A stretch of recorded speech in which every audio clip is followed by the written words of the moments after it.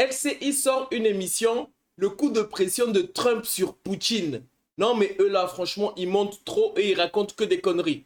Donc on ne peut pas laisser ça passer. On va réagir à ça en live. Je compte sur vous, les gars.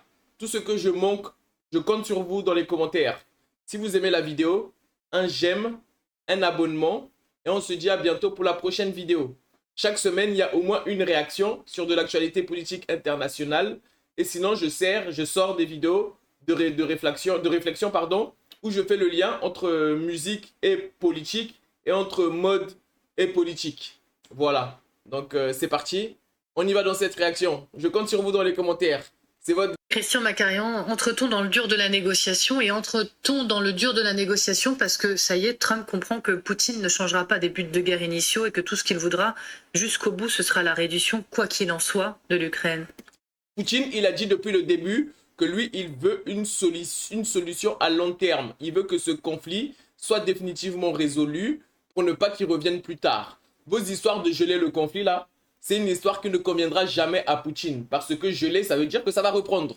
Lui, il veut aller jusqu'au bout de sa démarche. Et on dit bravo pour ça. Qu'est-ce que vous en pensez?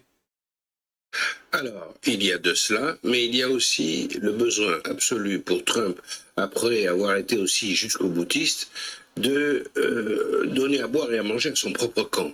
Au fond, on ne peut pas comprendre tout ce que fait Trump, y compris en matière d'immigration, y compris pour ce qui concerne la Russie. On ne peut pas le détacher de la stratégie gagnante qui lui a permis de remporter les élections haut la main. Non seulement la présidentielle, mais le Congrès, le Sénat, après le fait qu'il contrôle la Cour suprême, ce qui n'avait rien à voir avec les élections. Trump a compris qu'il fallait donner un point de vue extrême, suprémaciste, pour tout dire, pro-américain suprémaciste, à toutes ces interventions. Donc, Trump, en fait, il est dans une position où, comme il dit, Make America Great Again. Lui, il veut une Amérique indépendante forte, pardon. Pas comme les Européens qui veulent d'une Europe soumise aux États-Unis. C'est tout. Donc, Trump, il va chercher à tirer les marteaux du feu. Mais le problème avec ce qui se passe en Ukraine, c'est que la Russie a l'avantage sur le terrain. Et le perdant n'a jamais imposé ses conditions aux gagnants. Donc, le camp perdant, celui des États-Unis, n'imposera jamais ses conditions aux convainqueurs. C'est comme ça. Mettez-vous ça bien profond dans la tête et dans le derrière. C'est comme ça. Face à la Russie, il a besoin, avant de procéder à un certain nombre d'arrangements, de partir d'un point de vue maximal. C'est-à-dire, je ne me laisserai compter aucune histoire, je serai inflexible, et donc je préviens Poutine qu'il prend des risques s'il s'oppose à ce que je lui propose. En vérité... Mais il peut y aller. On a vu là-bas sur le terrain russe qu'ils ne peuvent rien faire militairement. Qu'est-ce qui va menacer? Il ne peut rien menacer du temps. Du coup, ils sont en train de perdre. Vous avez déjà vu un perdant qui menace un vainqueur? Ça existe dans votre tête, ça seulement? Dans la vraie vie, ça n'existe pas? On n'est pas entré dans le fond du dossier. Poutine a adopté, lui le premier, bien avant l'élection de Donald Trump, un point de vue de non-concession absolue face à l'Ukraine, et c'est ça que... C'est normal. Poutine est dans la position de quelqu'un. Vous n'allez pas mentir ici, hein. Il y a des documents sur Internet qui prouvent comment les Occidentaux voulaient démembrer la Russie. Il est dans une position où il veut la sécurité de la Russie et il veut une solution durable pour la sécurité de son pays. Et nous disons bravo à ça, c'est normal. Ça, il va falloir que vous le rentrez dans la tête. Je suis désolé. Monsieur Donald Trump a besoin de casser aujourd'hui, si j'ose dire, de desserrer le boulon qui est extrêmement serré, le boulon qu'a serré Poutine. Donc ce langage est destiné à entamer la négociation, sûrement pas à la faire aboutir sur ces bases-là. Donc coup de pression classique quand on commence une négociation. Classique, surtout mais plus forte à que ce d'habitude. niveau-là, plus forte que d'habitude. Je voudrais quand même vous soumettre, on l'a fait tout à l'heure ensemble, les mots de Philippe Gély dans le Figaro, qui dit que Donald Trump a été mis en garde par les dirigeants européens et nombre de ses conseillers sur le risque d'apparaître comme un faible et de subir la même opprobre que Donald Trump mis en garde par les dirigeants européens. Mais eux là, c'est les esclaves. Est-ce que l'esclave peut mettre en garde son maître? Vous regardez le sens de cette phrase-là. Est-ce que c'est logique? Un esclave ne peut jamais mettre en garde son maître. C'est le maître qui décide. Wesh. Biden pour son piteux retrait d'Afghanistan. Oui, avec une dimension supplémentaire, c'est que puisqu'il a décidé une guerre tarifaire et douanière très offensive contre la Chine, tout ce qu'il concédera sur le front ukrainien à la Russie sera scruté par la Chine concernant Taïwan. Donc il est littéralement sous observation. Là-dessus, sur le dossier ukrainien, Donald Trump s'est placé dans une seringue, dans un étau. Il a à la fois annoncé qu'il allait faire la paix en 24 heures. Aujourd'hui, il a déjà concédé que ça serait plutôt 6 mois. Rien ne nous garantit que ce sera 6 mois. Et puis de l'autre côté, il a la Chine qui le scrute en disant tout ce que vous lâcherez, vous, les États-Unis, aux Russes, c'est tout ce que nous pourrons envisager comme marge de manœuvre par rapport au dossier crucial qu'est Taïwan pour la République populaire de Chine. Encore une fois, on a les États-Unis qui vont emmerder 2 pays à côté de leurs frontières. Sauf que ça, les Européens, ils trouvent ça normal. Non, c'est pas normal. Le seul fouteur de merde sur cette planète, c'est les États-Unis. Ah, et celui qui dit l'inverse, c'est un menteur. Peut-on imaginer un instant, Christian Macarian, qu'il décide de poursuivre l'aide à l'Ukraine pour maintenir le rapport de force avec Poutine? Je ne cède pas si facilement. Si tu ne bouges pas, moi, je continue comme avant. Là encore, il est dans un entre-deux. Il va baisser le montant des crédits considérables qui ont été accordés sous l'administration Trump. On est, sur l'ensemble des crédits accordés sous l'administration Trump, on est à plus de 100 milliards de dollars. Un élément apporté à l'Ukraine comme aide, sous des formes variées d'ailleurs. Parfois ce sont des lignes de crédit, mais il y a aussi des appuis financiers directs. Plus de 100 milliards de dollars. Donc les républicains ont fait campagne pour Donald Trump sur le thème « Nous allons réduire cette dépense ». Donc nécessairement, cette dépense va baisser. Il n'y aura plus 100 milliards de dollars dépensés sous les 4 années du mandat de Trump. Ça, c'est clair et net.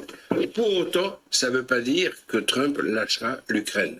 Et tout est là, dans cette marge. Pour l'instant, le camp républicain et les spécialistes tenaillent Trump sur le fait que la Russie ne peut pas sortir complètement vainqueur du deal final parce qu'il y aurait trop de conséquences. Je viens de parler de la Chine, mais aussi... La Russie ne peut pas sortir vainqueur, mais en fait, ils ont déjà gagné. La victoire russe est là, tout le monde la voit déjà. Il n'y a que vous qui êtes dans vos rêves. La victoire russe, elle est déjà là, tout le monde la voit. La Russie ne peut pas gagner. C'est ce que vous dites depuis 4 ans, mais c'est pas parce que tu veux quelque chose que ça ne va pas se produire. Ceux qui ont peur de la mort, mais qui sont morts là, comment ils ont fait? Quand on a peur de quelque chose, c'est pas parce qu'on a peur d'une chose qu'elle n'arrive pas. Il faut faire face à la chose. Il faut à un moment donné que vous réalisez que la Russie a gagné et est en train de gagner.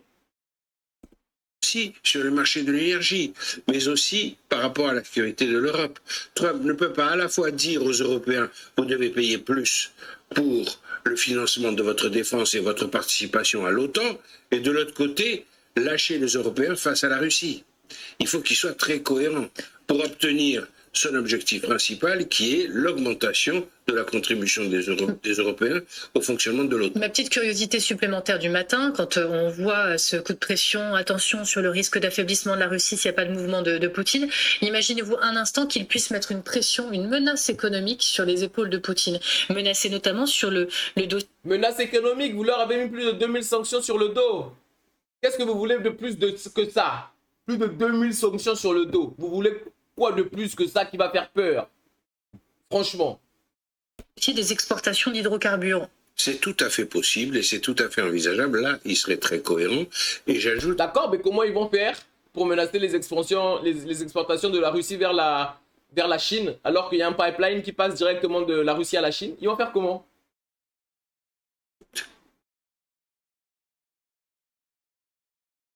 Qu'il en partie fait. Parce que n'oubliez jamais, et Trump et M. Lavrov et M. Peskov, le porte-parole du Kremlin, ne se sont pas privés de le faire. N'oubliez jamais qu'avant l'élection de Joe Biden, il y a eu dans les derniers mois du premier mandat de Trump un accroissement assez sensible des sanctions prises contre la Russie, des sanctions économiques. Et même Poutine l'a fait remarquer il y a quelques mois pendant la campagne de Kamala Harris, à l'époque où Kamala Harris montait et qu'il a semblé prendre ses distances avec Donald Trump. M. Trump et M. Peskov l'a rappelé, a évoqué le fait que Pour lui, Trump ou Kamala Harris, c'était la même chose dans la mesure où Trump avait durci les sanctions économiques contre la Russie. Donc Trump a déjà fait ça. Il peut le refaire. Ça n'est pas un problème pour Trump. Dès l'instant où... C'est ça votre problème. Mais il y a un proverbe qui dit que faire toujours la même chose et s'attendre à un résultat différent, ça s'appelle la folie. C'est-à-dire que vous les avez sanctionnés 2000 fois. La seule chose que vous avez fait, c'est les rendre plus forts. Et donc là, aujourd'hui, vous êtes en train de nous expliquer que vous allez les menacer de les sanctionner, que ça aura un effet, alors que toutes les précédentes sanctions les ont rendus plus forts. Vous entendez parler? Est-ce que vous réfléchissez quand vous sortez vos bêtises là? Ça se situe sur le plan économique, tarifaire et douanier. Il sait faire cela. Je vous laisse entrer dans la danse. Richard Verly, je vous voyais même prendre quelques petites notes. Je pense que, encore une fois, s'il arrive à déplacer le curseur Donald Trump sur le terrain économique, il le déplace sur son terrain. C'est le terrain qu'il maîtrise. Et aujourd'hui, en revanche, la situation militaire étant quand même défavorable à l'Ukraine, ce n'est pas le levier qu'il peut utiliser. Donc en disant... Et puis par ailleurs, il est à la force... Donc voilà des perdants, parce que le problème en Ukraine, là, c'est pas un conflit militaire. On est d'accord que c'est le conflit militaire. Donc eux, c'est des perdants qui s'assoient pendant des heures pour vous expliquer comment ils vont imposer aux gagnants leur volonté. Est-ce que c'est logique et cohérent? Comment quelqu'un peut mettre des millions dans ça? Faut nous donner ça ici, c'est mieux, hein? Avec un petit ordinateur, on est là, on démontre tout ce qu'ils racontent. Mais ils sont pas intelligents, ces gens-là. Force des images, les Russes ont quand même accès à un certain nombre d'images, et il a dit publiquement depuis le bureau ovale, Vladimir Poutine détruit la Russie. C'est quand même un message assez fort. C'est quand même quelque chose d'assez fort, et il ne va pas se priver de le répéter. Donc en faisant passer Vladimir Poutine pour le destructeur de son propre pays, alors que Poutine en prétend en être le sauveur, c'est aussi une arme qu'il ne faut pas négliger. Tout le monde a vu que Poutine a sauvé la Russie. Quand Poutine prend le pouvoir en 98, la situation économique de la Russie à cette époque-là n'a rien à voir avec la situation économique de la Russie d'aujourd'hui. Donc encore une fois, vous pouvez mentir, c'est tout ce que vous savez faire. Votre seule arme, vous, c'est le mensonge. Une fois qu'on a compris ça, tout ce que vous dites, il suffit de comprendre le contraire de ce que vous dites. Poutine, il y a quel problème économique, Poutine? Là où vous lui avez imposé des sanctions, aujourd'hui, les Russes vivent mieux que les Européens. Vous vous racontez quoi? Donc, c'est une manière de se mettre sur un terrain, je dirais, favorable, sachant que tout va dépendre aussi, pendant ce temps-là, quelle va être la situation militaire. Si d'aventure ça venait à se dégrader très rapidement, là, Donald Trump aurait un véritable problème. Est-ce que je peux ajouter un petit élément à notre équation, là, en ce moment? Regardez en bas de l'écran. On apprend... Le conflit est militaire, ça va se régler militairement. Vous cherchez à déplacer... Non. C'est la Russie qui gagne et qui est en train de gagner. Vous pouvez retourner le problème dans tous les sens, c'est comme ça. C'est autre chose. Xi Jinping et Poutine ont échangé lors d'un appel vidéo. C'est le média d'État chinois qui le fait savoir. Rien d'anodin, rien de gratuit. Tout est calculé de le faire savoir dans cette séquence. Le lendemain d'investiture, on s'appelle et on le fait savoir. C'est comme la concession faite sur l'histoire de TikTok. On interdit TikTok, sauf si on peut contribuer au capital de TikTok. C'est une mesure de compensation destinée à montrer à la Chine que le dialogue est possible. Donc c'est un geste qu'a envoyé Trump à Xi Jinping. C'est clair et net. Donc il y a incontestablement chez Trump une différence entre le discours qu'il tient vis-à-vis de son électorat et celui qu'il tient sur le plan concret, diplomatique ou géopolitique international. Quel est le message? Mais c'est le cas pour tous les hommes politiques occidentaux qui basent leur carrière sur le mensonge. Donc là, vous voulez nous faire croire qu'il y a des hommes politiques ici qui sont droits, qui disent exactement ce qu'ils pensent. C'est pas vrai. Tous les hommes politiques, que ce soit en Occident ou partout, ils mentent, c'est des menteurs. C'est pour ça que les politiques ont aujourd'hui perdu la confiance de la population. Qu'est-ce que vous racontez? Message envoyé par Xi Jinping et Vladimir Poutine en échangeant par vidéo et en le faisant savoir le lendemain de l'investiture de Donald Trump. Le message est de dire qu'il faut que Poutine se montre compréhensif. Et plus ouvert au dialogue, à mon avis. Ça veut dire quoi? Poutine, il a été ouvert au dialogue bien avant le conflit militaire. Hein. Il a fait plusieurs propositions de résolution aux États-Unis. C'est les États-Unis qui ont longtemps rejeté les propositions de résolution de Poutine. Donc, vous êtes quand même culottés de venir nous dire aujourd'hui que Poutine n'est pas ouvert au dialogue, alors que tout le temps, on a vu que Poutine a fait des propositions et que c'est le camp occidental qui a rejeté les propositions de Poutine. C'est l'Occident qui n'est pas ouvert au dialogue, pas Poutine. N'inversez pas le problème ici. Ça va pas passer. On va pas laisser ça passer. Quoi, votre analyse? Parce que je vous vois sourire et... Juste dans le cas de l'Ukraine, il y a Zelensky qui a fait passer une loi qui interdit toute négociation avec Poutine. Et vous voulez parler d'ouverture à la discussion alors que Zelensky lui-même, il veut pas négocier et après vous cherchez à remettre la faute sur Poutine. Mais vous êtes des foutaises, vous foutez des gens. Vous avez cru que nous on est bêtes, on voit pas tout ça se passer devant nous? Vous avez craqué, vous? Et analysez ça, Valérie C'est que en fait, pardon, j'écoute nos échanges avec attention, mais je me dis que le cauchemar pour Vladimir Poutine, c'est la principale qualité, d'une certaine manière, de Donald Trump, on l'a dit et répété, c'est son imprévisibilité. C'est Vladimir... C'est pas un cauchemar pour Poutine. Poutine est un joueur d'échecs. Vous inquiétez pas qu'il a beaucoup de coups d'avance. Et je le redis encore une fois, Poutine ne va pas hésiter à aller jusqu'à la fin de la résolution militaire de ce conflit. C'est à vous de prendre en considération cela et de vous ajuster. Lui ne va rien changer. Les perdants n'ont jamais imposé leurs conditions. Ça ne va pas commencer aujourd'hui. J'ai fait cette analyse et je pense qu'effectivement, il y a beaucoup de dirigeants occidentaux dont on peut prévoir à peu près les réactions. Donald Trump, non. Xi Jinping l'a appris lui déjà. Il a été invité à la cérémonie d'investiture hier. Il n'est pas venu, il a envoyé son vice-président. Et quant à Vladimir Poutine, entendre, comme l'a dit Richard Verly, à la télévision russe sans doute, Donald Trump dire que Poutine est en train de détruire la Russie, il ne sait pas quelle est la suite avec Donald Trump. Mais non, mais est-ce que quelqu'un le croit? Dire que Poutine détruit la Russie là, est-ce que quelqu'un va croire alors que tout le monde a conscience que c'est les États-Unis qui veulent détruire la Russie, la démontrer pour se partager les ressources russes? À qui vous allez essayer de faire passer ces mensonges-là? En fait, vous êtes tellement devenus bêtes que vous-même vous croyez à vos propres mensonges à qui plus personne ne croit parce que, comme on dit, comme un philosophe a dit, l'homme avance et laisse des traces. Vous avez laissé trop de traces qui vont en ce sens. Aujourd'hui, sur Google, on trouve les éléments qui prouvent la volonté de démembrement de la Russie par l'Occident. Donc c'est vous qui voulez détruire la Russie, vous accusez Poutine, il a reconstruit la Russie. Mais qu'est-ce que vous racontez? Qui peut vous dire quelle est la suite? Vous parlez de cohérence, Christian, peut-être, mais la première des cohérences de Donald Trump, c'est son incohérence, son inconstance ou